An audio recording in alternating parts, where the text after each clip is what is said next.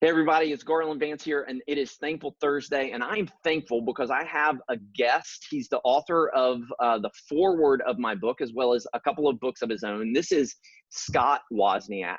Scott, so excited to have you here. Welcome, man. Yeah, man. Good times. Yes.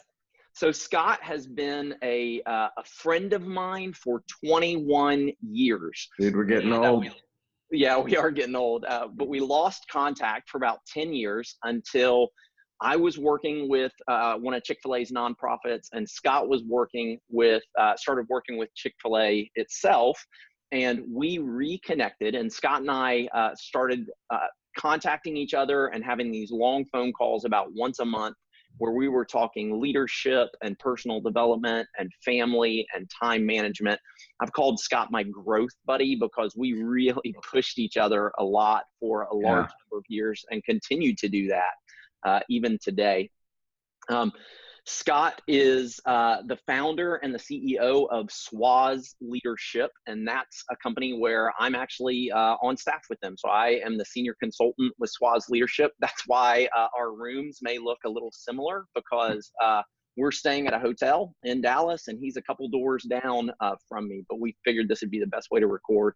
And then Scott is also helping me to build my business by just giving insights and training and guidance as we develop advanced leadership. And it's just in a bigger version of what we've been doing for years, pushing each other to grow, helping each other build cool stuff. So it's a blast, man.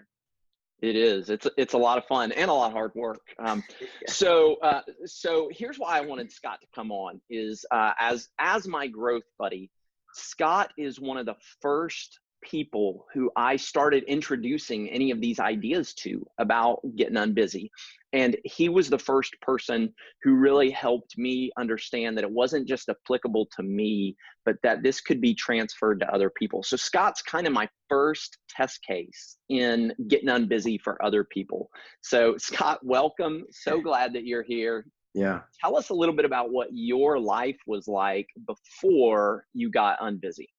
Man, probably no surprise to anyone listening, but Garland and I connected ironically about how do we help each other get more done. We didn't begin with let's help each other get focused and slow down. It was like, man, I'm trying to do a million things and you're trying to do a million things. And so my life very much I was going to say unspoken, but I think it probably was a spoken thing, was like, I felt the guilty pressure that I had to do as much as I possibly could to serve God, serve my family, serve my companies. I had creative ideas. And that if the assumption was if there was a good thing to do, it was on me to figure out how to do it. I was doing way too much. Way too much. And it was, I remember actually having conversations with Dorothy sometimes where I would say, man, I feel like I'm a high capacity producer, and Scott puts me to shame. Like, Scott makes me feel lazy sometimes. yeah.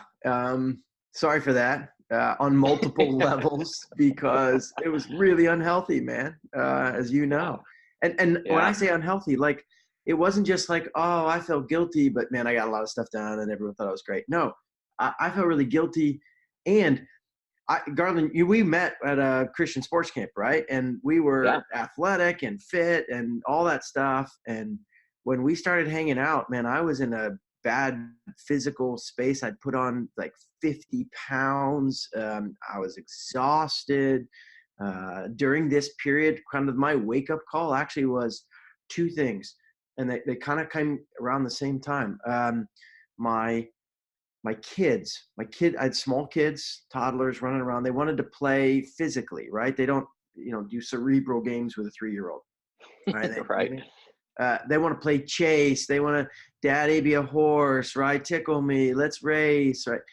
And I would we'd take a lap around the island in the kitchen, and I'd be like, hold on, I'm done. Daddy's done. And I thought, I don't want to be a dad who can't play with my kids. And then I literally fell asleep driving home. Now, thankfully, I was a mile from my house, and it was at like 15 miles an hour in the neighborhood. But I'd stop sign, and I just slept and smashed into the car right in front of me at the stop sign. Nobody was hurt. Not good scenario, but yeah, wake up call. Like, this is Literally, really right? Literally a wake up call. Like, yeah, I fell asleep at the wheel. I got to wake up. yeah, like, please wake up. Oh man. Yeah. And to be So, honest, there were parts of the work that weren't getting done very well. Like, I was doing a lot of things, but part of the guilt was I also knew I wasn't doing a great job at most of them. I mean, parenting my kids being an example. I was there. I wasn't doing a great job. I couldn't play with my kids for more than 5 minutes. It was not good. So that was the bad state when we first got into all this.